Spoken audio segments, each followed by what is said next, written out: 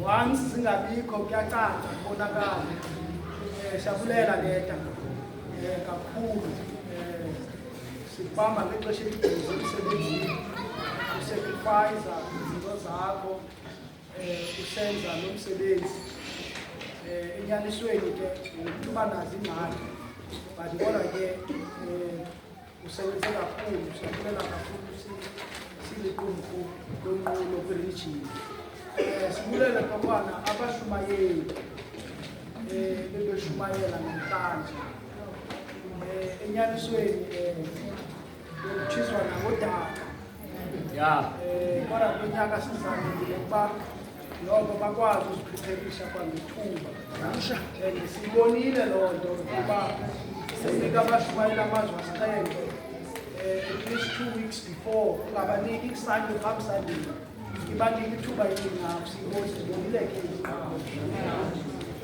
sithe nkosi kakhulu exesha leni sesizemisebenzileyo to prepare ubani abantu bangaifile prepare usenior priest akekho kodwa ke siyambulela engekho njalo ngokusincedisa kule pasika nangokusibonisa izinto ezibalulekileyo zobukatolika enyanisweni ndiyayithanda ngelaa xesha ndandidla ngokuqeqeqenikela ilizwi lesine kukho indawo endingayilibali fokaho is that ilanga lalingu-40 degrees kwakushushu ndishumana qona ndakube ndikubala yabona namhlanje umsinya Kristu ngomsini bangalanini ilanga nale-40 degrees abantu behambe belushushu lana besiyenza. So ndiyabulela ukuba asifundise lo mfundiso ene-significance enentikelo nalomcimbi lesiwenza ekuthengeni kwenu. Siyabulela nakuye-ke, sibulela kuni nonke tofana ngofuma ukubanyezeli apha epasiteni izozibasa. Enkosi.